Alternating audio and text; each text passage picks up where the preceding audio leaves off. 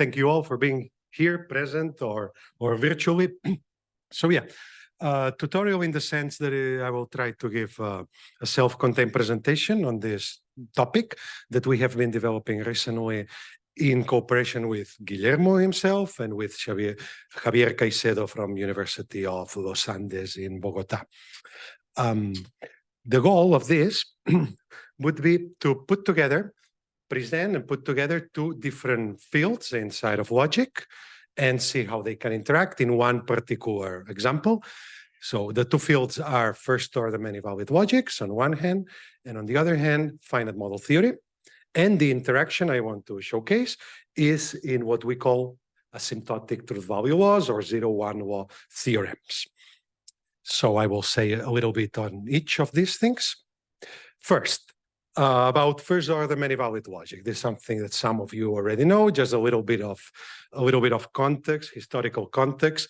We can speak about first-order many-valued logics already for quite some time. I think the ideas can be traced as far back as Andrei Mostovsky in the 60s that proposed to study not only propositional many-valued logics that already existed for quite some time then, but also their first-order predicate formalisms by giving an algebraic semantics, as it was done for propositional logics, also in the first-order level, in which one would have to, of course, interpret as well the meaning of quantified formulas with universal and existential quantifiers. And he would do that in algebraic structures that admitted some order relation in which then universal formulas could be interpreted their truth value as the infimum of the truth values of their instances, and dually for existential and supremum of those truth values. A similar approach then was used in many particular important non-classical logics. For instance, in intuitionistic logic, we have the works of Rashowa-Sikorsky using, of course, Heyting algebras and this kind of interpretation of quantifiers put forward by Mostovsky. And we also saw it in other important many-valued logics like Lukasiewicz logic, Gödel-Dammert logic, again, at the first-order level. There are results about their axiomatizability. Interestingly, Lukasiewicz logic cannot be axiomatized because it's not recursive axiomatizable, as proved by Scarpellini in the normal finitary way, whereas it could be done by means of infinitary rules, as shown by Louis Hay, all in the same time, around those years in the 60s. And the axiomatization of the Gödel-Dammert logic was obtained by Horn in the 69, etc. There are several examples of these. I'm just mentioning those that are more say, well-known, noteworthy. Later on, this evolved into more, say, general approaches to many-valued logics, and prominently that proposed by Peter Hayek in the so-called field of mathematical fuzzy logic, in which he gave a uniform approach generalizing the previous ones for any fuzzy logic based on certain kind of semantics over algebras generated from algebras on the real one-unit interval and stuff like that. So this is one of the research trends that we are referring to here first. If you want to see a modern presentation of this, in which we give also general ways to axiomatize these many-valued first-order logics, you can check, for instance, this book that we published together with Peterson a couple of years ago. The other field that I want to bring today here is that of finite model theory. Of course, everybody knows what is model theory. So the study of mathematical structures by using the tools of logic. We have seen several talks that pertain to this field in the previous days, in the previous workshop here.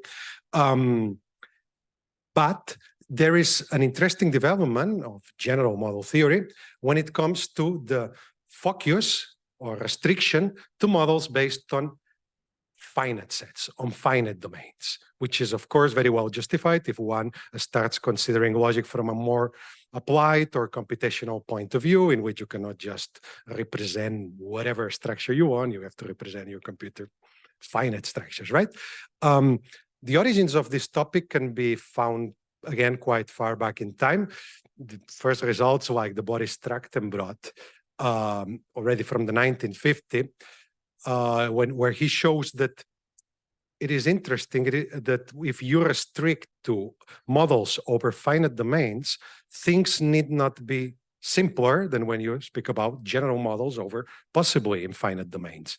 We know that first-order logic in general is axiomatizable. We have Gödel's completeness theorem, of course. What happens when you consider arbitrary, sorry, not arbitrary, but finite domains is that this axiomatizability result is actually lost. That's what Boris Trachtenbrot showed. First-order tautologies over finite structures are not even recursively enumerable. The same thing was extended, the same kind of result by Vought in the case of logic without identity. But okay, those are kind of isolated results long time ago. But the real birth of the theory is usually put, of finite model theory is usually located with the works in the early 70s by Ronald Fagin. He wrote a PhD thesis in which he started this systematic study of first-order logic based on finite domains. In particular, he proved a famous result that characterized the complexity class of non-deterministic polynomial time, the class NP. He showed that the class of finite models, K, has complexity NP, even if it is definable by an existential second-order formula. That's also considered the first result in descriptive complexity theory, because you see, it's a characterization of a complexity class that does not refer to any particular notion of machine, Turing machine, automaton, anything like that. It's speaking about something definable in logic. So it's a purely logical characterization of complexity. Fagin went on and proved several other important results in this initial moment. About expressivity of the levels of expressivity in first-order logic and its extensions. For instance, he showed the first-order logic could not express transitive closure of relations, of finite relations. He proved the 0-1 law. This is the topic I want to focus on today. I still don't tell you what that is. I will get there in very few minutes. But I'm just mentioning this, just to locate it historically. There are several first important results by Ronald Fagin in the 70s. And then according to his own account, as he explained it, he reported afterwards, the field would have languished for several years. That's what he says, that his ideas were not immediately followed by others. Although he didn't know that at the same time, Peter Hayek, that's interesting because Peter Hayek is one of the names I mentioned in the other trend that I'm putting together here, many valid logics. At the same time, in the 77, was making an explicit proposal to do precisely that, to develop logic in a modified way that would allow only finite models. Also, Peter Hayek had very strong motivations coming more from the computational and applied side of things. And he started showing negative results. So, similarly to what we said before, the axiomatizability in the case of Trachtenbrot theorem is lost when you reduce to finite models. Other important methodological results like Bethe definability, Craig interpolation also fail when we speak about finite models. We saw some of that yesterday as well for those who were here in the talk of Jörg Flum about preservation of formulas, right? In the case of finite models again. So failure of several properties. Anyway, when the theory really catches fire and becomes trendy and important and developed by many people is actually during the 80s, when we have the contribution of big names like Immermann, Vardy, Gurevich, Kolaitis, several others. They start proving more results about finite model theory, about what happens with finite models, and also related to that, as before, results on descriptive complexity. So for instance, in a similar fashion as Fagin before had characterized the class NP, the class P time, just polynomial time, deterministic polynomial time, is characterized independently by Immermann and Vardy as by an extension of first-order logic with a fixed point operator. Now, I know I'm just throwing names here without explaining what they are. We need not know the details at this moment, just to try to give you the feeling of the kind of stuff these people were doing. They managed to do this over finite models with an order relation as a primitive part of the model, models that already have an order in them. they couldn't do it without the order. And actually, in the 84, Yuri Gorevich publishes a kind of survey article that contributed a lot to popularize this new trend in research, finite model theory, descriptive complexity theory, in which in particular he stressed that the open problem of doing a characterization like that of Immermann and Vardy for the class P time, but based on all structures, not necessarily just ordered structures. Anyway, this is a field that has been continued to develop in the following years to our days, and you can check it today in many books, for instance, this Lipkin's work.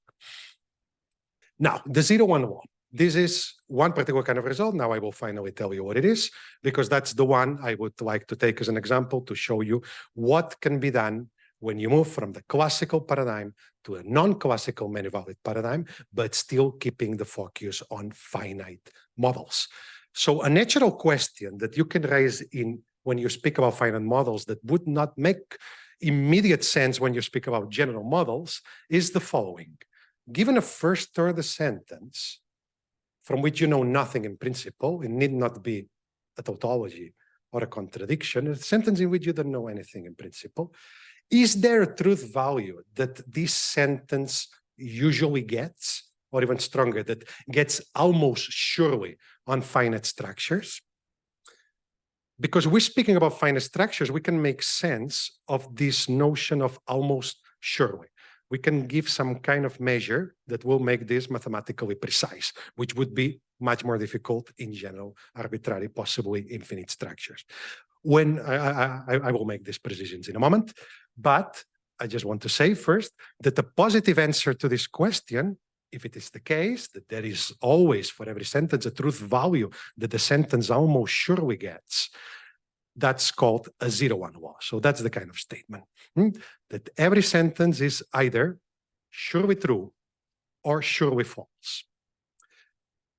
You see, this is like a better classification than what we usually tell our students in introductory courses to logic. No, when we say every sentence is either a tautology if it's always true, a contradiction if it's always false, and all the others are sometimes true, sometimes false, we call them whatever, contingent formulas. Here we're making a finer distinction. We say, well, the contingent formulas are not just whatever. They tend to be true or they tend to be false. They're not just in between in an arbitrary way. They're in between in a more informative way. So let's be more precise here. What do I mean by almost surely true, almost surely false? Well, we have to introduce some kind of measurement for that. And we could do it, again, I insist, if we are over finite models. Because imagine that you fix a natural number n, you could consider models, say mod sub n, those that have a domain of n elements. If you want to fix the domain, because you don't care about isomorphisms, just the domain over the first n real numbers. So you can take the set 1, 2 until number n, and you consider only models over this particular finite set. So those are our mod n. Then you could do the following thing. You could take a sentence phi and compute two different finite numbers. You can compute how many models of dimension n do I have? If I have a finite language, there are only finitely many ways in which I can interpret my finitely many symbols in a finite domain. So I have a number, the total amount of models of cardinal n. And then I can see among them, how many make the formula true. And I put them in the numerator of this fraction. And then I consider the fraction, and what is this? Well, of course, this is the proportion of the models that make the formula true when I have fixed the cardinal n. It can be 1/2, 2/3, I don't know. Some amount of models make the formula true when we have fixed the cardinal. And we can do this for every finite number. So models of cardinal 1, cardinal 2, cardinal 3, etc. And we have what? We have a sequence of rationals. Now we can ask, is this sequence going somewhere or not? Does it converge? Does it have a limit? The 0-1 law says that it does for every formula, and not only does have a limit, this limit must be either 0 or 1, and hence the name of 0-1 law. So maybe the sentence is not always true, but it tends to be true if this sequence converges to 1. or maybe the sentence is not a contradiction, it's not always false, but it tends to be false because this sequence converges to 0. Okay? Of course, if the sentence was a tautology, this would be a sequence of just number 1, 1, 1, 1, 1. If it was a contradiction, it would be just zeros. And of course, we would have the convergence. Now, this result was known already for quite some time, even before this official beginning of finite model theory. There is a proof by Rudolf Carnap in the case of finite first-order languages that have only unary relation symbols, so the monadic first-order logic. He proved exactly that. And the result that I mentioned before, proved by Fagin already in his PhD thesis on the 73, although the paper appeared a bit later, is for arbitrary finite relational languages. So classical logic, first-order formalism with relations of any arity you want, but finitely many of them, and no constants, no function symbols, because they could destroy, I will show you an example in a few minutes, they would destroy the 0-1 law. Let me show that this is a non-trivial result, that this is not always true. And let me also show at the same time how useful and how informative it can be about the logic. So imagine that now instead of first order, we went on and consider second order logic and see what happens. So now we have variables for relations, as you know, in second order logic, and we can even quantify over them. Then I could write a sentence like this one here.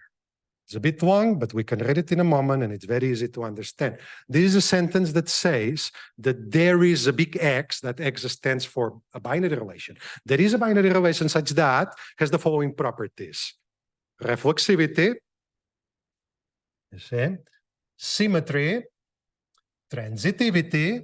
So it's what? It's an equivalence relation. So this first part says there exists an equivalence relation such that it has this other property. For every element in the domain, there is one. I write equal one, meaning there is only one. Of course, I can write this in a predicate language with equality. There is exactly one element related to X and different from X. So this is saying exactly there is an equivalence relation such that every equivalence class has exactly 2 elements, right? That's what this sentence says in second order. I don't know why we have this suddenly. Okay, good. So when is this true? Well, over finite domains. It's true even only if the domain has an even number of elements. If it's even, yeah, you can divide it in such a way that there are classes with 2 elements each of them. If it is odd, you cannot do that, then it's false. So it's true even only if the domain is even. So when I compute how many models of each cardinal satisfy this second order sentence, my fractions will only be 0 or 1. No, if I compute how many models for this I have over an n that it's even, well, all of them, because n is even. How many models do I have over a domain of n elements when element is odd? Then 0, because none of them can satisfy this. So the sequence that I considered before, now it's the alternating sequence of 0, 1, 0, 1, 0, 1, 0, 1, which of course does not converge. So the 0-1 law is false for second order logic. So this is telling us that the law is not trivial, because sometimes it doesn't hold. And moreover, it tells us something about expressivity. And that's the interesting positive part here, because that says that, well, then first order logic cannot possibly have a formula that characterizes parity of finite domains. Because if it did, we would write the formula, it would not look like that, it would be a first order formula, and then that would not satisfy the 0-1 law. But according to Fagin, according to his theorem, it must satisfy the 0-1 law, so contradiction. We cannot express this in first order language, in classical first order logic. Then this started a whole industry of 0-1 laws. People kept checking at which level of, say, expressivity in the formal languages that you can use to enrich first-order predicate calculus, in which levels does the 0-1 law still hold, in which levels it doesn't. So there is a sequence of results here, positive and negative. Here I have written some of the positive ones. So we have 0-1 law for first-order logic with a transitive closure operator. We have 0-1 law when we, instead of changing the logic, we change the kind of classes of models obtained by Overshelp. I will have to say something about this result in a few minutes as well, etc. There is also 0-1 law when you have fixed point operator. There is a 0-1 law even if you go to infinitary languages. That means languages in which you can do conjunctions and disjunctions of infinitely many formulas, as long as you keep always a finite number of variables for every possibly infinitely long formula. If the variables are bounded, the 0-1 law is still true, as it was proved by Colaitis and Vardy. There are 0-1 laws for model logics, etc. Let me show you this thing about infinitary logic. So Vardy and Colaitis proved the result when we have bounded variables. If we had unbounded variables, if we allow our formulas to have as many variables as you want, then again, we could do the same thing about the parity of domains. We could write a formula like that, this phi equal k. That's a formula that says my domain has exactly k elements. That's very easy to write in a language with equality. You only have to say there are x1, x2 till xk that are all different, and any other possible element must be equal to one of them, right? So we can say this easily in normal first-order language with equality. In first-order logic, that would allow us to say that the domain has exactly k elements. But now if we are in the infinitary language, I can write the big disjunction of these formulas for even numbers. Now I'm making an infinite disjunction here. And then a model satisfies this infinite disjunction, validates this infinite disjunction, even only if the domain is even. No, because it must have exactly 2k elements for some k. Again, that will be a formula that does not belong to the normal first-order language because it's infinitary, but a formula that characterizes being even. Again, the sequence will alternate between 0 and 1, does not converge. The 0-1 law is falsified in this extended language. So again, non-triviality of the law will not hold here, will not hold in second-order logic for analogous reasons as we have just seen. I told you about this extension to not to different levels of formalism, but to different kinds of models. This is important for our results. The Overshelp result. Walter Overshelp showed that sometimes you don't want to consider all the possible models of some cardinal, but you want models that satisfy some other properties. Maybe you don't want to speak about whatever. Maybe you have a language with a binary relation that codifies graphs. I don't know, maybe transitive graph, irreflexive, symmetric graph, something. So you want to speak about this particular mathematical structure, not about whatever. And then you would like to ask, you would like to know if you have a 0-1 law when you're speaking just about those, I don't know what I said, symmetric reflexive graph, for instance. Well, he showed that if the extra conditions that you are adding are good in a certain syntactical form, then the 0-1 law is preserved. And what does it mean good here? Well, it means the formulas must be of the following kind. It must be for every different x1, xk, phi. What does it mean for every different? Well, this is an abbreviation for every x1, xk. If they are all different, then the formula phi. And moreover, this formula phi must be quantifier free, and all the atomic subformulas there must use all the variables in this initial prefix of quantifiers here. So let me illustrate with examples. If I write what I said before, I think, the sentence that says I have a binary irreflexive relation that is also symmetric.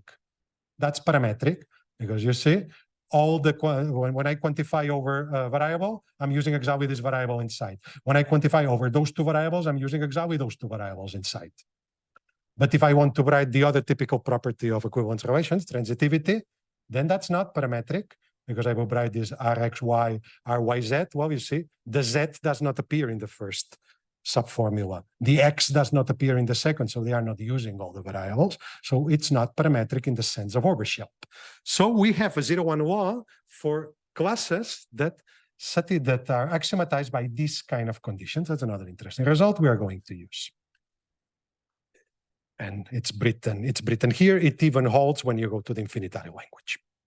Okay, I will not read it again, because I want to waste too much time. This was just an introduction to classical finite model theory and its 0-1 laws. Now I want to say something about the other part of those two topics that I want to put together. The second one, many valid logics. There are already some results. There were some results before I started cooperating with Guille and then with Javier Caicedo on this topic. There was a paper by our colleague from Vienna, Christian Vermeuler and Robert Kosick, from 2009, in which they proved the 0-1 law for one very specific kind of many-valued logic. Many-valued logics based on MV chains of cardinal a power of n. That's extremely specific, extremely particular.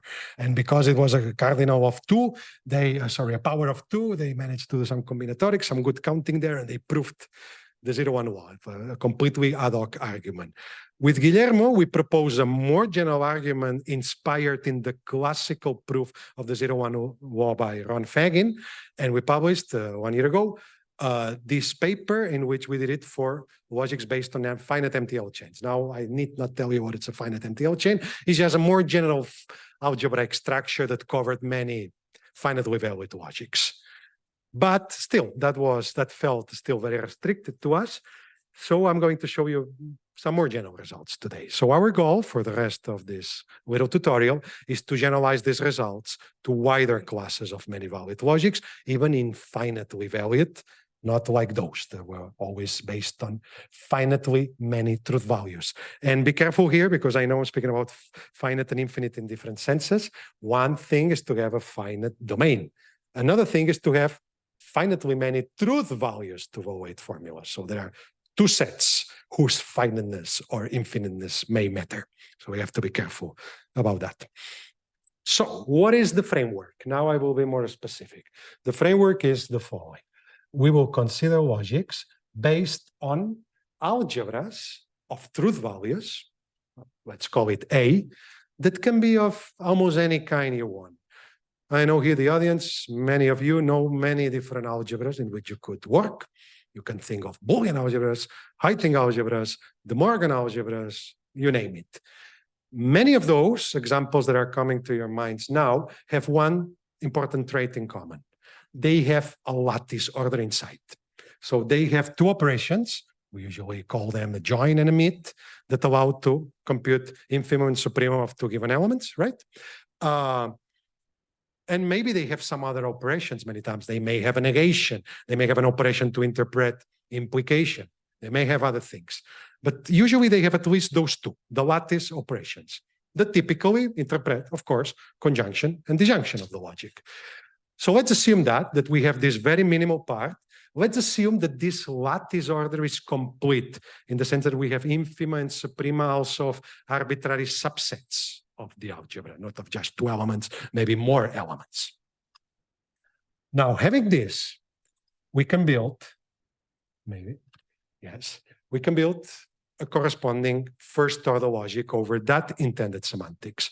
So we start from a language on some vocabulary tau that we consider to have, we allow it to have only relation symbols, because we already know from Fagin that if there are non-relational symbols like functions or constants, the 0-1 law will already fail in the classical case. So of course it's hopeless to generalize it then. We have all the other things, of course. We have variables, we have quantifiers, we have other connective, at least conjunction and disjunction, maybe more, as many as operations we have in the algebra. And now we have to give some notion of model. Everybody knows what a classical model is a set that interprets relations as subsets or as subsets of tuples.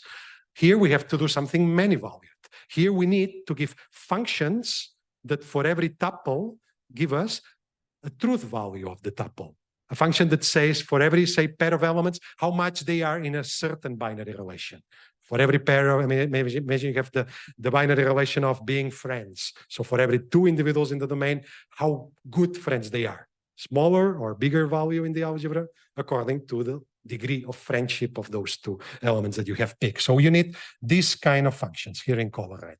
Functions from tuples of the domain to the algebra. That's the only difference between classical models and those many-valued models. So I will speak about the class of all of them, or I will speak sometimes about the class of those based on a finite domain as before, because I want to do finite model theory. Now we have to define values of formulas, and we do it in the quite a straightforward way. We interpret atomic formulas by using those functions because they are perfectly designed for that. Atomic formula that uses the relation R will be interpreted according to the function for the relation R that goes, I insist, from tuples to the algebra. And we extend to more complicated non-atomic formulas using the operations of the algebra when it comes to interpreting formulas obtained by connectives. Or we also have to say how we interpret formulas obtained by the use of quantifiers. And here we are not original at all. We just follow the good old tradition of Hayek, Rashowa, Mostovsky, etc. We interpret them using infima and suprema. Infima for universal, suprema for existential quantifiers, which we can because we started from complete lattices. They have all the infima and all the suprema that we might need. We could also use that for the infinitary logic. If we allow for infinitary conjunctions, then we'll take infima of the instances of the conjunct. Sorry. If we take infinitary disjunction, we'll take the suprema of the disjuncts. So no problem, we can do all of this with this many-valid semantics. And then we can repeat, or we can set up again the notions necessary to ask whether we have a 0-1 law. Again, we can compute those fractions, those rational numbers. So given a formula, now I don't want to know in how many models the formula is true, because now we are many-valid. Now the formulas can be more or less true in many different levels. So for every level in the algebra, for every small a, for every truth value, it can be the top, yeah, it can be 1, it can be 0, it can be something in between, depending what you have in your algebra. Maybe you have 1/2, whatever. In any level, you can ask, what is the amount of models that make my formula phi true at degree A? And I put this amount here, and I divide it by the total amount of finite models of that cardinal. So again, I have these kind of fractions, and I can ask whether they give a sequence that converges somewhere or not. Yeah, if we do it like that, think about it for a moment. This is like computing an asymptotic probability. No, because these fractions give me what? Give me the probability that the formula is true in models of cardinal n. Asymptotic probabilities because I'm going to take the limit of those probabilities if it exists. But that's what kind of probability, even if you know only very rudimentary notions of probability theory, this is a probability that assumes that all possible events have the same weight. They are equally probable. I'm not saying that one truth value is more important than another. I'm just dividing, right? So I'm assigning the same weight to every truth value. And what is it? Well, 1 divided the amount of truth values. So if I have 10, I have 10, 1/10. If I have 5, 1/5, whatever. That's one way to do it. But of course, I could be more general and say, no. Maybe some truth values, all truth values are equal, but some are more equal than others. No, maybe some are more important than others. I want to give a bigger probability weight to some of them. Yeah, we could do that. That would be mathematically a bit more complicated, but we can still do it. I would just have to have a probability distribution for every basic predicate. So some values for each, so some number for each truth value in such a way that they all sum up to 1 to be a probability distribution. I would need to assume that they are positive for some calculations that we have to make sense. And then I could define a probability distribution when we move from the atomic formulas to formulas in general. I would have to compute the probability of a model. How probable is a model? And I would do this by doing the product of the probabilities inside this model that an atomic formula takes in a specific value. I would take the product of all of them because I would be thinking of those atomic events as independent because it makes sense to assume that they are independent. And then probability of conjunction of events, as you know, is the product. If they are independent, is just their product, etc. And then I would have, say, the probability weight of the full model. And then I could ask, what is the probability on models of cardinal n that a given formula phi takes a specific value A? Well, I would have to consider separately the probabilities of all the models in which this thing indeed happens. My formula takes in that model value A, and then add them up, all of them. And then I would have the whole thing. So I would have defined the mu n like before, but instead of this a straightforward fraction, in this more complicated probability construction. But I would get it again. And again, I could ask whether we have a 0-1 law, whether this sequence, when n is allowed to vary, is converging somewhere or not. Now, let's see an example to do how we compute that. Consider the following formula that we all love, I think, the squared middle. For x, p of x, or not p of x, for a specific unary predicate p. And imagine that we are on an algebra that has at least 3 values, because if it has 1 value, it's trivial. If it has 2 values, it's still classical logic. We already know it too well. At least 3 values, okay, to make it slightly interesting. Then what would that thing be? In which fraction of models, now again, I'm doing the equiprobability distribution, in which fraction of models is this formula true?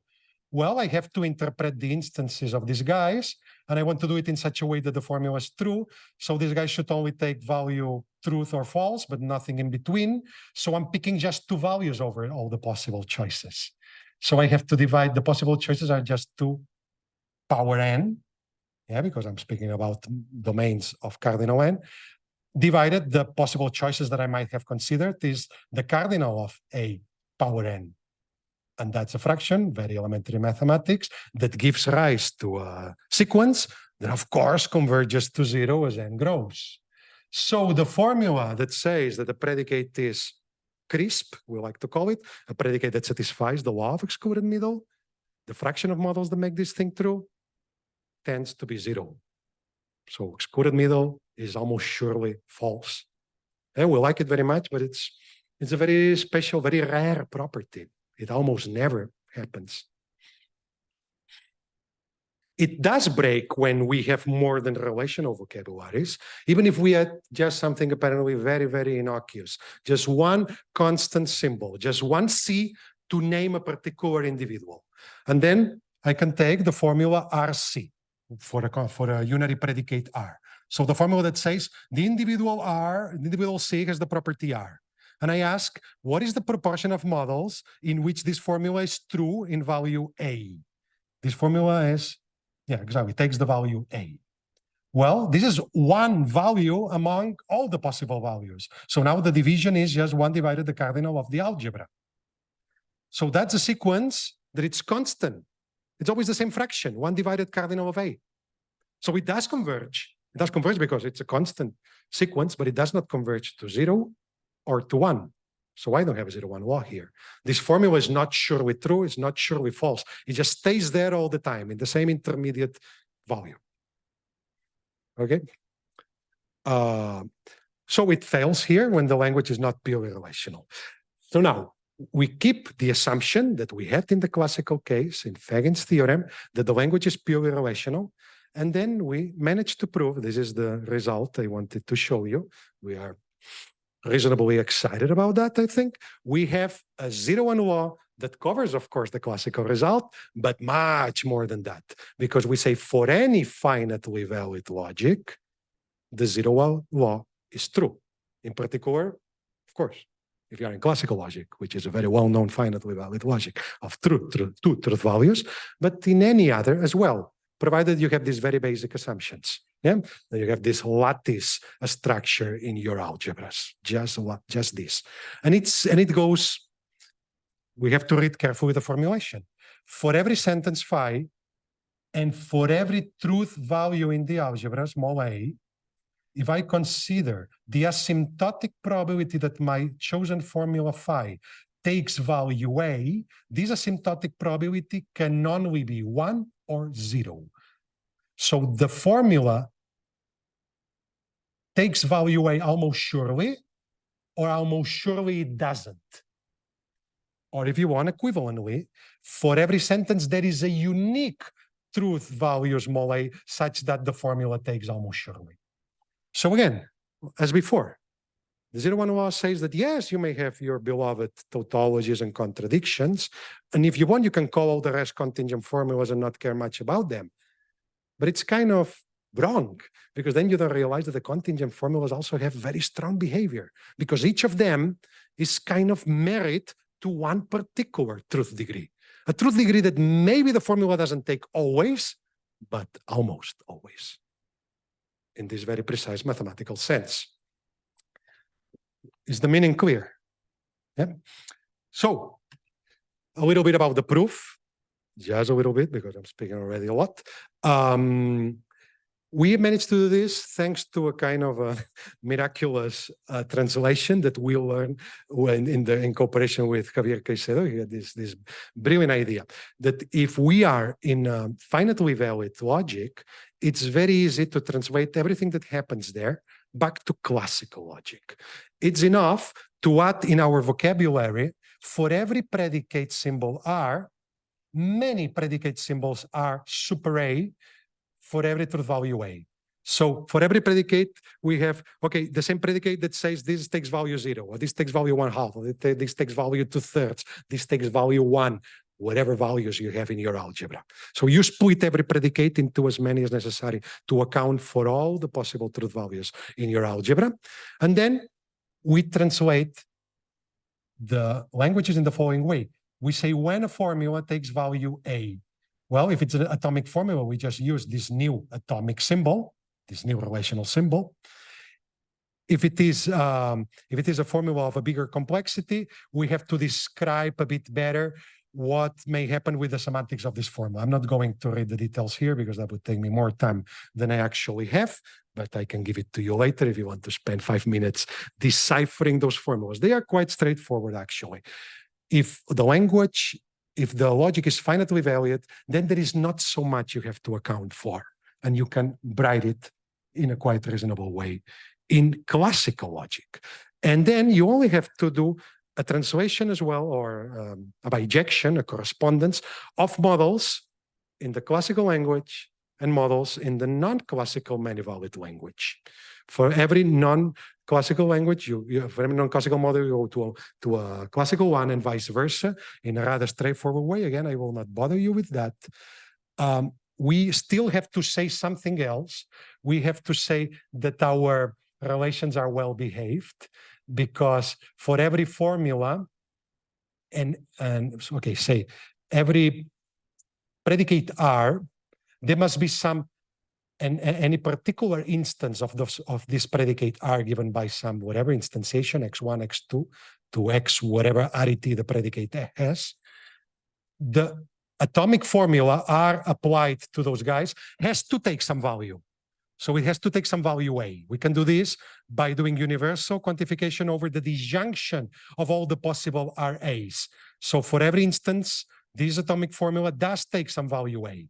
And moreover, it must be only one value A. So I also have to say that if A and B are different, it cannot be that it takes value A and also value B. It must take one and only one value for this to be well defined. So we have to add these conditions to our models. But when we read them, we realize that those conditions are actually parametric in the sense that I showed you before. They are overshell conditions because they are quantifications. Okay, they are formulas made from quantifications over different variables in which the atomic subformulas use all the variables that have appeared in the quantification. So that was the syntactic condition I gave you before. And that's important because that means that when we translate our many-valued, actually finitely valid logic to the classical language, we go to a specific instance of a 0-1 law that was already known there, the overshell 0-1 law for parametric conditions. So because the correspondence between models was bijective, the measurements, the probabilistic measurements of those classical and non-classical models will be the same. So probability on one side will correspond to probability on the other side. And from the convergence law in the classical side, we obtain the convergence law in the non-classical side. That's in a nutshell the whole idea of this proof, of course, glossing over the details. I hope I managed to give you the main idea. Okay, now I wonder what I will manage to say of additional comments. Yeah, I will choose. I still have many slides. I will not rate all of them. I will choose some of them to illustrate some more results that then we can obtain from this basic one and going also beyond.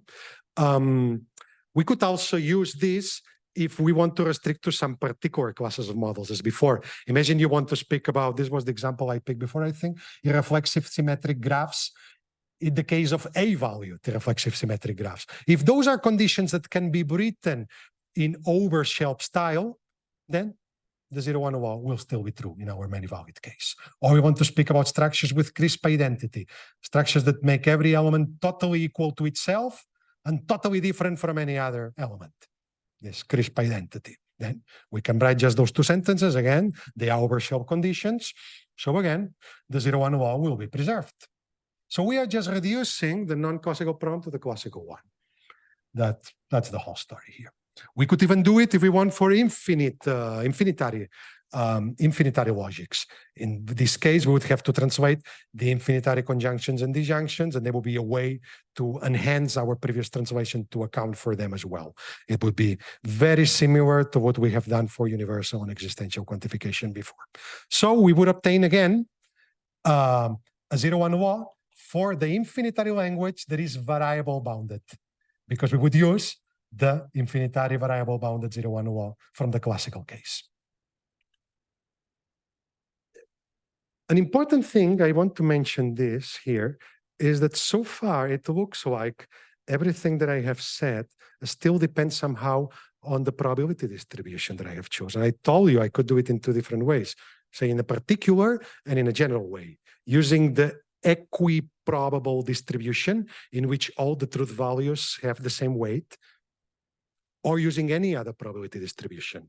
I told you I could do it in both ways. So now the question is, in this proof that I mentioned, which of the two ways did we actually use? Well, we used the general one, but now the question is, was it really necessary to be so general, or we could have done it for this more intuitive, specific probability distribution in which all the truth values are considered equally important, which is maybe more intuitive? And we can answer positively to that if we consider the existence of a very interesting kind of model. There is something that was also very prominent in the classical theory. It's what they called the random model of a theory. The random model has many good properties, but for what matters to us now, in the case of 0, 1 wall, is a model that condenses in itself everything that there is to know about the 0, 1 wall. It's a model that makes a formula true, even only if it is almost surely true. So the model itself already knows everything that the 0, 1 wall is going to predict. And we can translate that classical random model to a non-classical random model that plays the same role, of course, in the generalized sense. We have this theorem 3 that says that there is a countable non-classical, so A-valued model. We call it RAT, R for random, following, I will not tell you why this is called random now, but following the classical terminology, but now A-valued, such that for every sentence, this model gives value A to that sentence, even only if the probability that this sentence takes value A is 1. The asymptotic probability. So again, this model is encapsulating in itself everything that there is to know about this generalized many-valued 0, 1 wall. Moreover, it is easy to see, again, I will not dwell in the details. You can take my word, or you can read this with some time later if you feel like, if you're interested. There is a way to axiomatize easily, actually, or quite easily, this specific model, this random model of theorem 3. So the proof of theorem 3 is kind of constructive in a way, because it gives an axiomatic presentation of the model. We have to write certain axioms that essentially say that this is the kind of the richest possible model of our theory, the model in which everything that may happen actually does happen. It's like, I mean, for those of you who are maybe more used to this model theory, maybe the random graph, a graph that has a subgraph, all the possible graphs, all the possible finite graphs. It's a model that contains in itself all the possible configurations. It's a saturated model. Then it has many good properties. So we have to write this, all these possible configurations. We have to write for every choice of elements, there is another element that stands in relation to them in any possible way that you have prescribed. That's essentially what we say here. There is another element xk plus 1 that does whatever interaction that you want with the previous x1, xk elements. The model is super rich. It has witnesses for everything. It's saturated. But if we write this, you see, if we characterize a saturated model like this, using these formulas have no mention whatsoever of the probability distribution that we might have chosen. And yet, the saturated model, this random model, knows everything you need to know about the 0-1 law. So this means that you can know everything you need to know about the 0-1 law without knowing the probability distribution. That's what it boils down to. So the probability distribution doesn't really matter. That's the conclusion here. Since the extension axioms and the random model are independent of the probabilities, we obtain this, that for every sentence phi, the value such that the formula almost surely takes depends only on phi, depends only on the formula. Every formula is married to one particular and only one particular value, independently of the probability distribution that you want. So if you prefer, you can do like us and think only of the easiest probability distribution, the equi-probability thing. Okay? Now, a few more comments before we have maybe a short discussion. Other results that we managed to prove are about complexity. I find this quite fascinating. The fact that, of course, you know that classical first-order logic is axiomatizable, Gödel completeness, but it's not decidable. Turing Church results of undecidability as soon as you have more than just monadic relations. Well, what is not decidable? The problem of being a tautology is not decidable. But what about quasi-tautologies? What about these formulas that are almost surely true? Then the situation changes radically, surprisingly, and then it becomes decidable whether a formula is almost surely true or not. Not only that, it has a rather low level of complexity, all things considered, because it's just p-space complete. If you know something about complexity, you know the p-space is bad, but there are many worse things than p-space. Yeah. So it is a p-space complete problem. It's decidable, moreover, it's p-space complete. This was proved by Grandjean in the 83.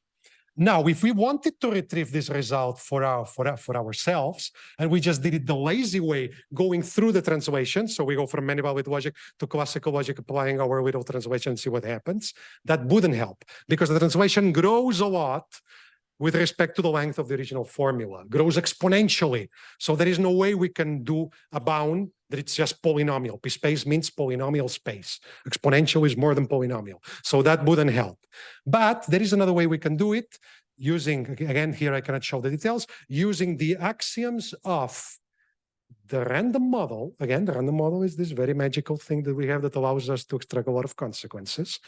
Using that, we can recompute the complexity of our problem now, but now the problem is more general. The problem is, given a formula, please tell me what is the value that this formula almost surely takes. And that problem has an algorithm, is decidable, and moreover has the exact same complexity as the classical one. It has not become worse at all. It's still p-space complete. So we found this also quite shocking and satisfying in a way. The many-valued logic doesn't make things worse in this sense. Now, a dual question. I was going from formulas to the almost sure values. Now, from values to formulas. You may ask, for every value, is there a formula that almost surely takes that value? So, in other words, what are the values that are really important, that are really relevant? Because you may have a many-valued semantics in which maybe, I don't know, you have 1,000 truth values, but in the end, you're only using 2 or 3. Why do you want the others? No, you may ask this question. So, we call A an almost sure value if it's almost surely taken by some formula. So which are those? Then now we'll just survey this very, very fast because I think I'm almost out of time. We have obtained several results for our finally valued logics that show that in particular examples, many values are almost surely taken. If you, those of you who know something of MV algebras, from fuzzy logic, we have seen a little bit of this today already. If you consider the MV algebras of n elements, all of them are almost sure. If you consider Gödel algebras of n elements, again, all of them are almost sure. We can show that. Nothing is superfluous here. But sometimes the picture is rather the contrary. Sometimes many values are superfluous. Imagine we are not in this full language of of MV algebras and G algebras, in which you have conjunction, disjunction, another conjunction maybe, an implication. Imagine you are just in a reduct, in a language that you have, in which you have only conjunction, disjunction, and negation. I know that some of you like this language very much, the language of De Morgan algebras, right? You forget about the implication for many purposes. Well, if you are doing this kind of finally valid logic and you assume a minimum decent behavior, some De Morgan laws, and a bit more than that, which you usually do anyway, then we prove that the almost sure values of your finally valid logic are only those 6 here. 0, epsilon, epsilon prime, delta, delta prime 1, where these epsilons and delta primes are computed by doing contradiction and excluded middle kind of things and supremum and infimum of them. So in a rather natural way, we obtain those. At most, of course, they could be collapse. Some of those values could turn to be the same, or the same as 0, or the same as 1 in particular cases. So at most 6 almost sure values in this kind of logics. So we have examples in which there are exactly 2, exactly 3, exactly 4, 5, and 6. Yeah, they are actually achieved in specific examples. Now, to finish, and here really I have absolutely no time to tell you about the proof. That would be very technical and it would require a whole different mathematical apparatus. We have broken also some ground when it comes to infinitely valid logic. So now I'm going to jump from the finite to the infinite, but not in the domains, that's forbidden, still finite model theory, but in the algebras, finitely many truth values. And let's take the most famous of them all, Lukasiewicz logic. Lukasiewicz logic does have, and that's a new result, a 0-1 law. For every sentence phi, there is a unique value now in the interval of real numbers from 0 to 1, such that the formula almost surely gets. That's difficult to write, no? Because I would need now some kind of measure over a continuum. And if you know something about measure, if I measure the probability that something takes a specific value, usually 1 point, when you were speaking about the continuum, 1 point weights 0. Oh, then all those probabilities would be 0, and that wouldn't be good. So I don't want to say the probability that takes exactly value A, that would not be good. So I do something a bit different. Here's where we have to involve not only probability and measure theory, but also topological reasoning. And we have to say something like that. For every open interval containing the A, the limit of the probabilities that phi belongs to that interval is 1. Or in other words, our formula phi gets as close to A as you want. You can write it in this way, like limits in mathematical analysis 101, okay? So that's another cool result.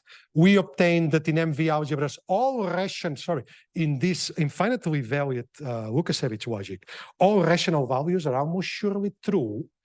If we tweak the logic a little bit, we can obtain irrational almost sure values, but we don't know if in the initial Lukasiewicz logic there was any irrational almost sure value. That remains as an open question, together with some other meaningful open questions, such like, does the infinitely valid Gödel logic have a 0-1 law? Can we do it when we expand Lukasiewicz logic with a product connective, which is something that people in fuzzy logic are also interested in?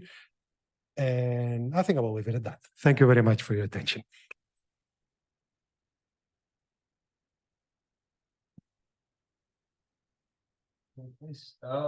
Questions, remarks?